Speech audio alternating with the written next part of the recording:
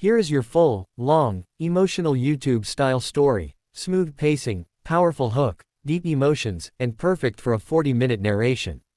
No headings, no breaks, just continuous cinematic storytelling.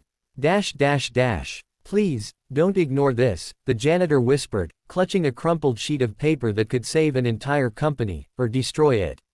But the only person walking toward him was the CEO herself, heels clicking like a countdown to disaster. And in the next 30 seconds, her reaction would make the entire building stop. This story begins quietly, almost unnoticed, much like the man at its center. Ethan Cole, a single dad and night shift janitor, had spent most of his life blending into the background. People saw his mop, not his mind. They saw his worn shoes, not the sharp intelligence behind his tired eyes. They saw the uniform, not the heart of a father doing everything he could for his 8-year-old daughter, Lily. Every night after tucking her into bed, he'd rush to Northbridge Technologies to start his shift. It wasn't glamorous, but it paid the bills, barely. And Lily never complained. She'd hug him, smile, and say, "Daddy, heroes work at night too." That sentence alone kept him going. One Thursday night, while cleaning the 17th floor, the finance department, Ethan noticed something odd. A spreadsheet was left open on a glowing monitor. Normally he never touched employees' desks, but tonight the cursor blinked on a line item that stretched more zeros than he'd ever seen. A number didn't add up. Ethan had studied accounting years ago, before life forced him to drop out to raise Lily alone, and his instincts tingled. He leaned closer. The error wasn't small. It wasn't even big. It was catastrophic. A $65 million misallocation was sitting in plain sight, ready to trigger an automated transfer the next morning. One wrong click, one overlooked mistake, and hundreds of employees might lose their jobs. The company could collapse. Ethan's heart pounded. His mind raced with possibilities. Should he report it? Should he stay quiet? Who would listen to a janitor at 2 a.m.?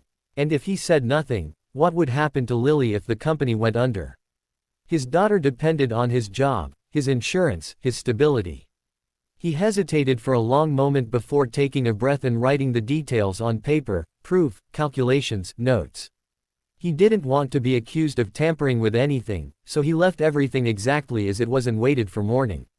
By 6:45 a.m., the office began to fill. Ethan stood in the hallway gripping the paper so tightly his hands shook. He approached supervisors. They brushed past him. He tried talking to the finance manager. She waved him off. "Leave it on my desk." No one looked at him. To them, he was invisible. Finally, he swallowed his pride and walked directly toward the CEO's office. Madison Hale, young, brilliant, intimidating. The type of leader who filled entire rooms with confidence. Her assistant stepped in front of him. "You can't be here." But then Madison's voice came from behind her glass door. "Let him in." Ethan stepped inside, unsure if it was courage or fear pushing him forward. He handed her the paper. "I'm sorry for bothering you. I know I'm just the janitor. But if this is correct, your company is about to make a very big mistake." Madison raised an eyebrow, amused, and slightly annoyed, until she looked at the numbers.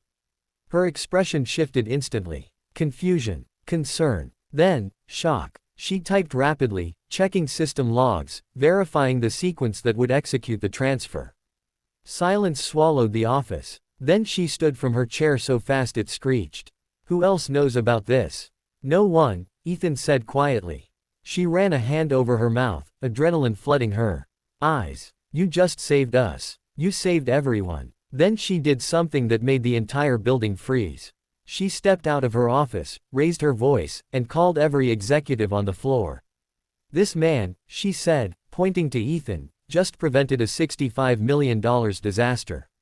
I want every person in this building to understand that heroism doesn't depend on title, salary, or office size."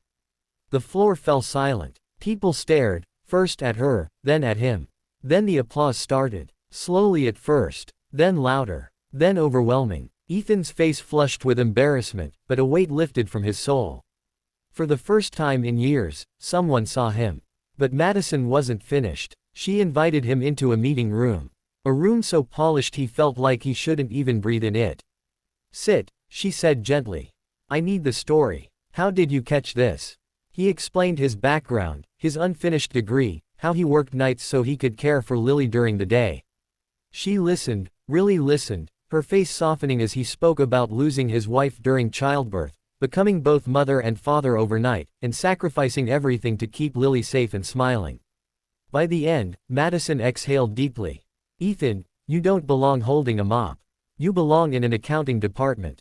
He shook his head. "I can't afford school. That's why." "I didn't say school," she interrupted. "I said accounting department." She slid a paper toward him, a formal offer letter.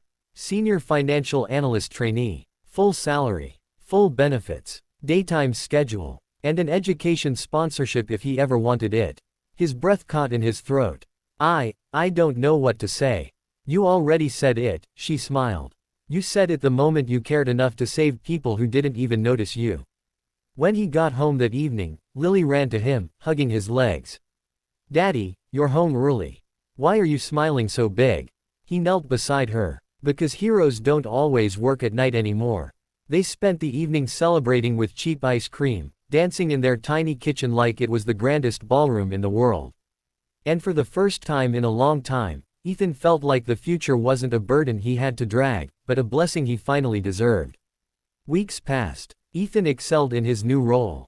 Coworkers respected him. His ideas helped streamline finance operations, saving the company millions more. Madison often said he had the sharpest mind in the room. And every time employees saw him walk past, they remembered the lesson she taught them that day. Kindness has no rank. Wisdom has no uniform. Value has no title. Months later, during the annual company meeting, executives, employees, janitors, and interns all gathered. Madison brought Ethan on stage. She told his story, not to glorify him, but to remind everyone that greatness often comes from the quietest corners. By the end, the audience was on their feet, cheering his name. But Ethan lifted the microphone with trembling hands and said something that silenced them all. "I didn't save the company. I just did what anyone should do when they see something wrong. You don't need power to protect people. You just need to care." Those words spread beyond the walls of Northbridge Technologies. People shared his story online. News outlets covered it. But Ethan didn't seek attention. He only cared about one thing: getting home every night to Lily and showing her what integrity looks like. And she would always look up at him, eyes bright and proud, saying, "Daddy, you're my hero." He'd smile and answer, "I'm just someone who tries to do the right thing."